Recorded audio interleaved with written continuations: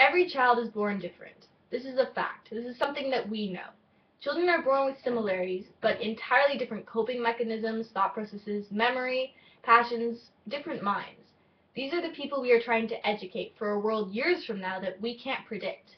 People who are starting education now will be retiring in the year 2073, but there is almost no idea as to what the world will be like even 5 years from now. No matter where you go, the priorities of education are the same. Language and math is most important, then humanities, and last is arts. Everywhere. It makes you wonder why it is this way. Who decided this? Who decided that all children must succeed at math, but not art? If you struggle in math, it is a matter of intelligence. If you struggle in dance, it doesn't matter. Why wouldn't you be a dancer? Why would you be a dancer? I personally have been discouraged from taking the arts. One art is great. You have a passion. How nice. More than that is a waste. Despite it being something I take seriously, enjoy, and am dedicated and passionate about and actually good at, I am discouraged from it. Whereas if I was taking AP Biology and was struggling, not enjoying it, and not wanting to pursue it beyond that class, I would still be greatly encouraged to keep taking it. All children are born with talents. All are born with creativity and imagination. There's a great quotation from Picasso that says, "Every child is an artist. The problem is how to remain an artist as we grow up." Gillian Lynn, a famous and successful choreographer and dancer that has done many things such as the choreography for the musical Cats, has a similar story. When she was 8, she never paid attention. The school told her mother that she likely had ADHD and that she should see a doctor. Her doctor, upon observing and talking to Gillian, saw that she needed to move in order to think.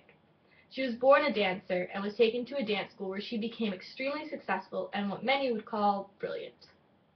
Education crushes creativity. Every child is born with a fresh mind and new ideas, but is also very malleable, and instead of using that flexibility to improve their own talents and passions, we sit them down, give them some long division, and tell them to keep quiet. I firmly believe that the way to prepare people for the future is to encourage their creativity. Talents, fresh ideas, they all should be encouraged. We can't know that knowing the equation of a triangle will help in the real world, but if we encourage creativity, creative thought, then there will be the ability for everyone to play a role. The reason why this problem is as critical as it is because we are unwilling to change. The education system and schooling within our country has been this way for decades, and it continues to not work. Students continue to disengage, to drop out, and to struggle, and we continue to do nothing about it. This is because we care more about the distributing of knowledge and the data assessment than we do about the actual minds and preparedness of the individuals. We give up on them when they don't fit our standards.